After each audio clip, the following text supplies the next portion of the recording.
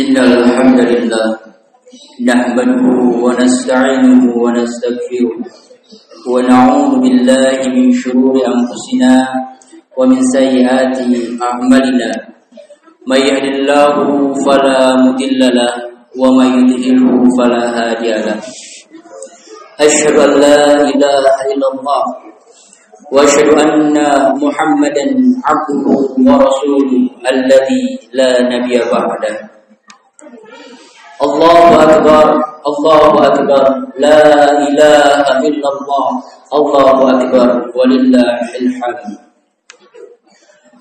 Ma'asyiral muslimin rahimakumullah.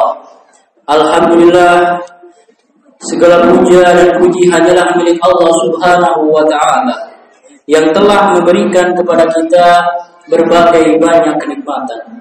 Yang jikalau kenikmatan itu kita hitung, niscaya angka-angka manusia tidak akan dapat menghitung besarnya, luasnya nikmat yang Allah berikan kepada kita.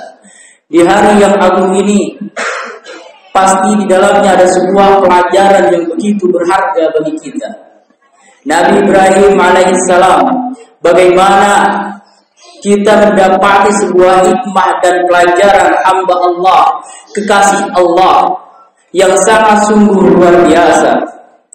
Bagaimana ujian-ujian yang datang kepada beliau tidak menjadikan beliau gundah gulana, tetapi dengan ujian-ujian yang datang yang diperintahkan oleh Allah kepada Nabi Ibrahim alaihissalam menjadikan dirinya lebih dekat kepada Allah Subhanahu wa taala. Oleh karena itu, Allah Subhanahu wa taala menegaskan agar umat manusia mengarahkan perhatiannya, mengarahkan hati nuraninya untuk berpikir, untuk meneladani dan untuk mengambil pelajaran dari Nabi Ibrahim alaihissalam. Qad kanat lakum uswatun hasanatun fi Ibrahim walladzina ma'a. Sungguh ada sebuah teladan yang berharga, teladan yang baik, uswatun hasanah dalam diri Ibrahim alaihissalam dan keluarganya.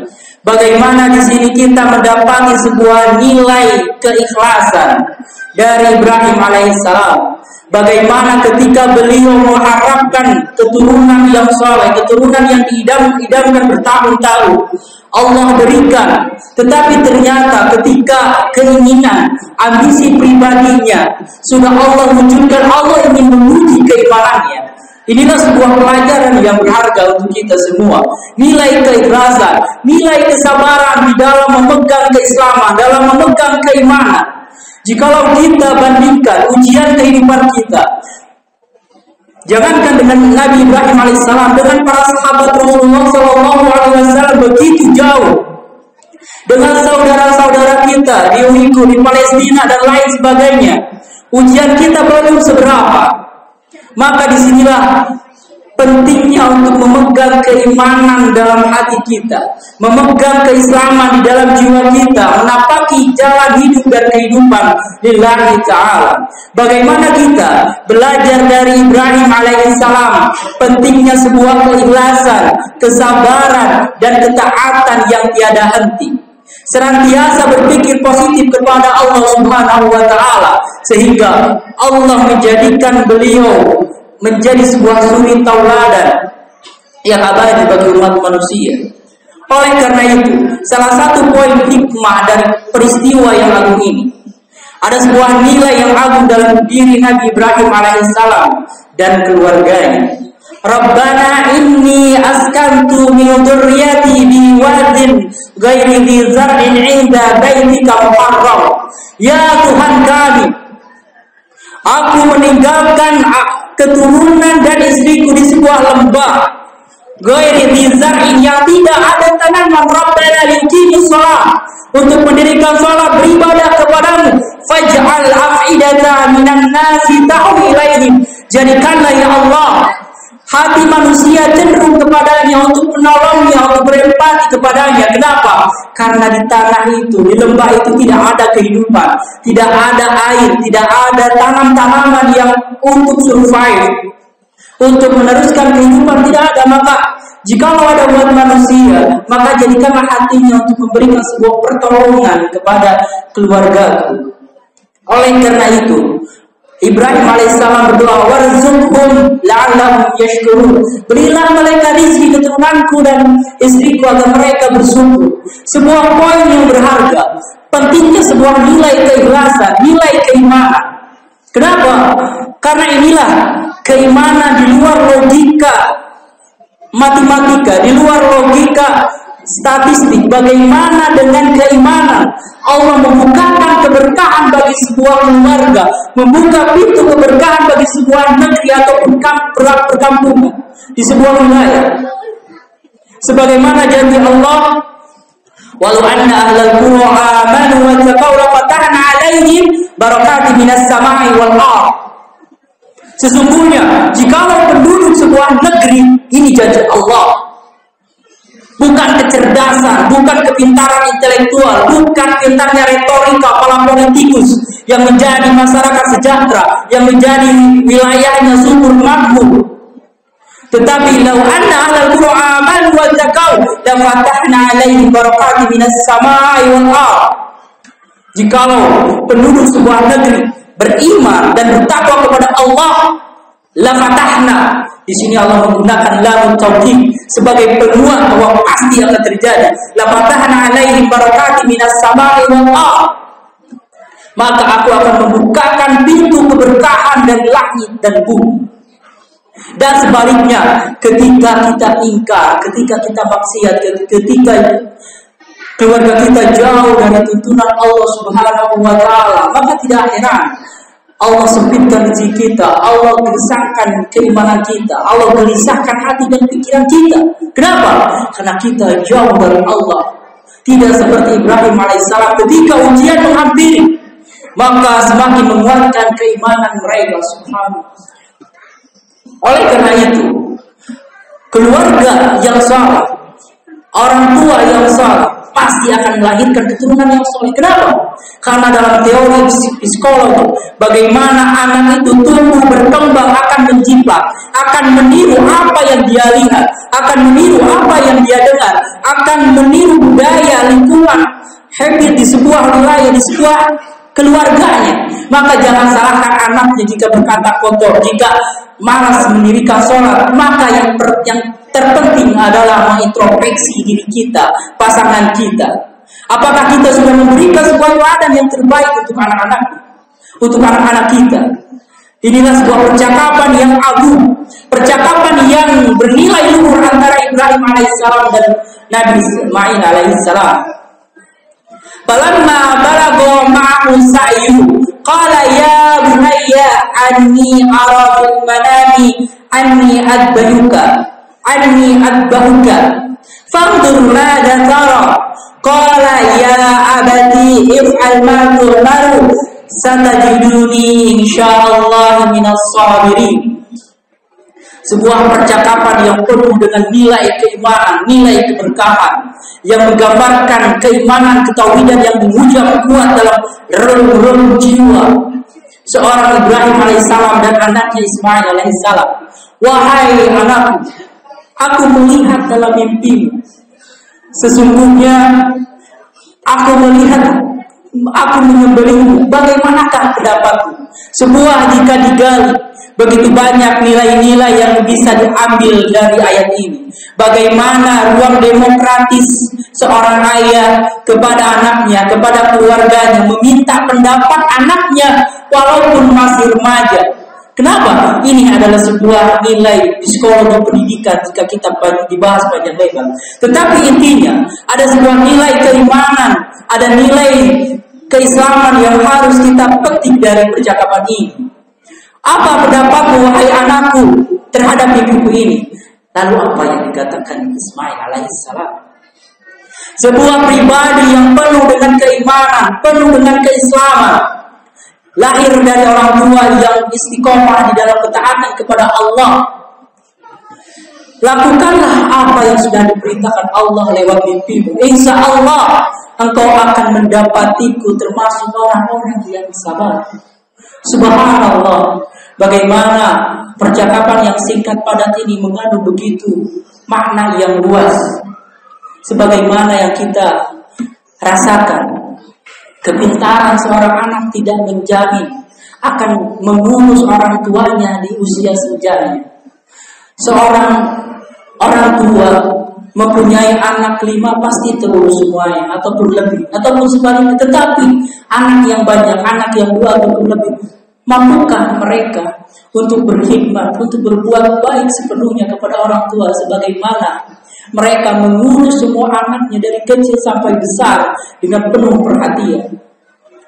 Maka bekalnya bukanlah keilmuan saja, bukanlah keilmuan dunia, tetapi nilai-nilai keagamaan. Nilai-nilai keagamaan inilah yang akan menjadi bekal mereka ketika usia dini, usia remaja, bahkan ketika dewasa. Bekal keimanan sebagaimana Allah Subhanahu wa taala berfirman, "Wa khairu zadi taqwa." Dan sebaik-baiknya bekal untuk hidup dan kehidupan adalah ketakwaan. Diceritakan bagaimana ketika seorang manusia, dia punya ambisi, seorang ayah punya ambisi ingin menyukseskan anak-anaknya. Teruslah dibina dari segi keilmuan dunia sehingga tiga-tiga anaknya sukses secara duniawi. Tetapi ternyata beliau lupa untuk menanamkan ketaatan, kesolehan, keimanan di dalam dirinya, sehingga ketika istrinya dalam sakaratul maut diteleponlah anak-anak satu-satunya, maka tidak ada yang bisa menyempatkan datang untuk memberikan khidmat terakhir untuk ibunya dengan alasan sibuk bisnis dan lain sebagainya. Maka disinilah seorang ayah ini sadar pentingnya nilai keimanan, pentingnya nilai ketakwaan yang kita tanamkan ke dalam keluarga kita, ke pasangan kita, ke anak-anak kita, ke keturunan kita, agar melaksanakan ketaatan kepada Allah. Ketika seorang anak sudah terjalin hubungannya begitu kuat dengan Allah, maka yakinlah dimanapun, kapanpun, anak tersebut pasti akan menjadi pribadi yang baik, pribadi yang bermanfaat. Karena sebaik-baiknya manusia, khairun nas anfa'uhum linnas, sebaik-baiknya manusia adalah yang berikan manfaat yang banyak bagi sesamanya. Inilah beberapa nilai yang jika kita ulas akan membutuhkan waktu yang begitu panjang, yang dimana intinya adalah nilai keimanan dan ketakwaan itu sangatlah penting untuk membekali kehidupan kita agar selamat di dunia dan di akhirat. Hadirin ma'asyiral muslimin rahimakumullah. Poin penting selanjutnya adalah bagaimana kita harus memberikan yang terbaik untuk Allah Subhanahu wa taala, memberikan sebuah kontribusi untuk umat, melaksanakan perintah Allah semaksimal mungkin sesuai yang kita bisa. Fattaqullaha mastata'tum, bertakwa kepada Allah sesuai dengan ikhtiar kamu yang maksimal. Oleh karena itu Allah berfirman, "Alladzi khalaqal mauta wal hayata liyabluwakum ayyukum ahsanu amala." Tidaklah aku menciptakan kehidupan dan kematian kecuali untuk mengujimu. Siapakah amalan-amalan yang terbaik? Siapakah yang dapat memberikan ketaatan yang lebih? Siapakah yang dapat memaksimalkan hidup dan kehidupannya di jalan Allah Subhanahu wa taala?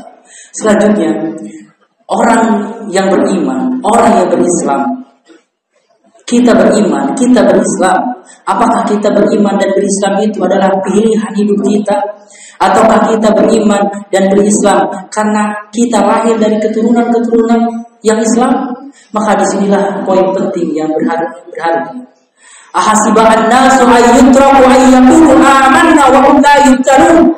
Wa laqad fatanna alladhina min qablihim falaya'lamanna Allahu alladhina sadaqu wa laya'lamanna al-kadhibin.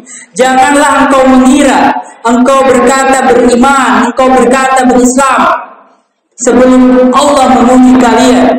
Sungguh telah diuji orang-orang yang sebelum kamu, diuji kualitas keimanannya, diuji kualitas keislamannya. Maka di sana terlihatlah siapa yang benar-benar beriman kepada Allah dan siapakah yang mendustakan perintah Allah. Maka disinilah kurban merupakan sebuah bukti keimanan.